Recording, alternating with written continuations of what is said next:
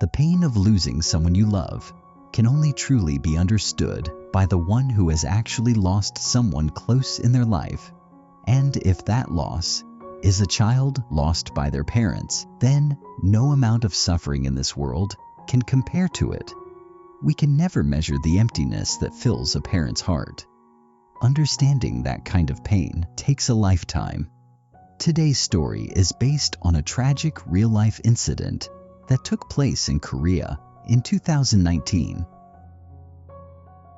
The story begins with a man on a flight. After 8 years, he is finally returning to his home country, Korea. But his face is filled with sadness. He reaches the address he was given, rings the doorbell, and keeps calling out, "Sue, are you inside? I'm back. Please open the door." Sue was his wife. Watching him from inside, she quietly whispers to herself, please go away." With Sue was their little daughter, Yesol.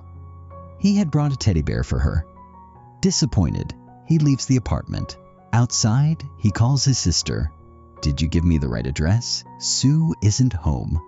He then goes to his sister's house. His sister checks the address, but the address is correct. She says, "Maybe they are sleeping." We learn his name, Yong-gil. He had been in Vietnam for 8 years. He could not keep in touch when he was in Vietnam. He had never even seen his daughter grow up. Yong-gil thinks, maybe they are arrogant to me. The next morning, little Yesol wakes up. Her mom is still asleep, so she prepares her own breakfast, then goes and wakes her mother herself. On the other side, Yong-gil asks his sister, "What happened to our home?" 3 years ago, because of a huge loss, Sue had to leave their house. Their entire savings were spent on lawyer fees. Yong-gil and his sister then go to pick up Yesol from kindergarten. The very first time he sees his daughter, it's a very emotional moment for a father, but she doesn't recognize him at all. And this breaks his heart. You cannot imagine the pain when a father hears from his child, "I don't know you." They take her to a toy shop. He tells her to pick anything she likes. Despite all the expensive toys, she chooses the cheapest one. Later, at home, Yesol slips her school photo under the door. This moment crushes Yong-gil. His own child thinks he is a stranger. He doesn't even step into the house. He simply tells her, "Yesol, I'll come again tomorrow to see you." Later, Yong-gil goes to find Sue at her workplace. She works at a supermarket. Yong-gil meets Sue there. Seeing him, she first gets angry, then refuses to even talk. Next day, he goes again to pick up Yesol. He takes her for a meal. She eats slowly and asks, "Can you pack the rest? It's for my brother, Suho." Hearing the name Suho shocks him. He immediately tells the staff, "Please pack another one." Yesol happily finishes her meal. Back home, while she opens the door, the neighbor's son accidentally pushes her while running upstairs. She runs behind him to play, and for the first time, Yong-gil steps into his own home. He looks at everything, slowly, painfully. Inside Suho's room, there is a small photograph. He opens the door and breaks completely. Suho, their eldest son, is no longer alive. He died 3 years ago. And even when the news came, Yong-gil never returned to Korea. That's why Sue can't forgive him. She says, "In our bad time, you never came? Then why you come to me now?"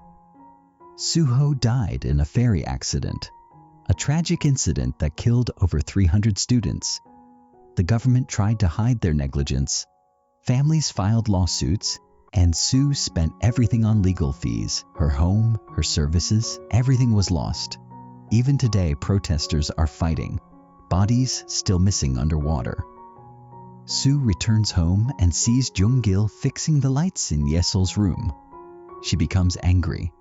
The neighbor lady takes Yesol away. Inside, Sue tells him to leave. Later, Yesol finds some new clothes Sue bought for her. But when she checks, none of them are for her. They are for Suho.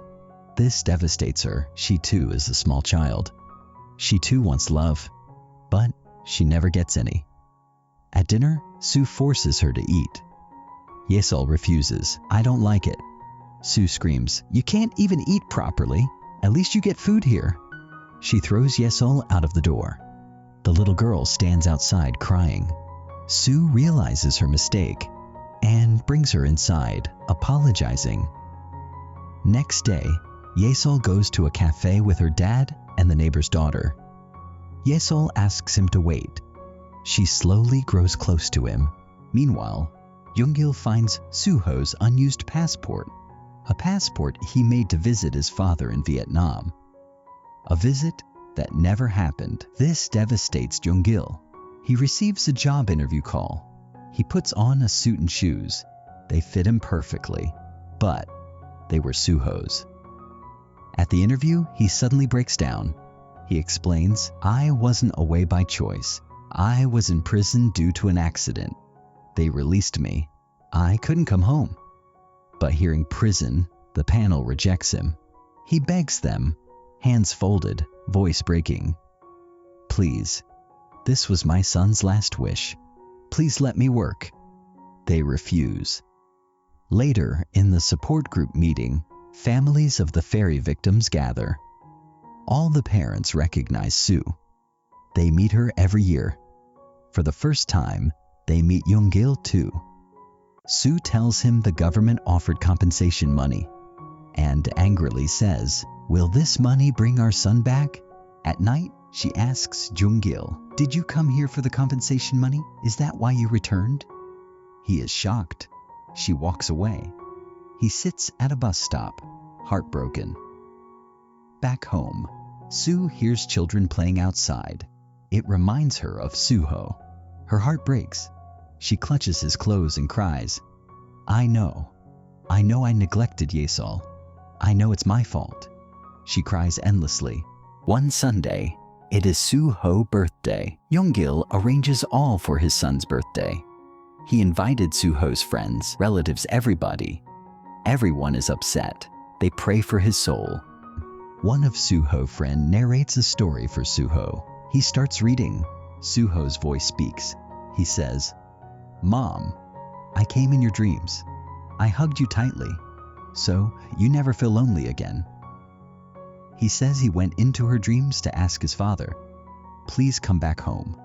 Mom and Yesol need you when I am not in this world.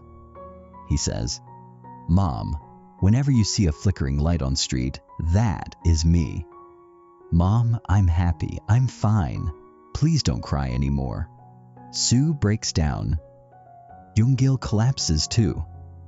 For the first time, he cries uncontrollably. In next scene we see Jung-il lives with his family. After a long time, his wife accepted him. They all learned to live with Suho's memory.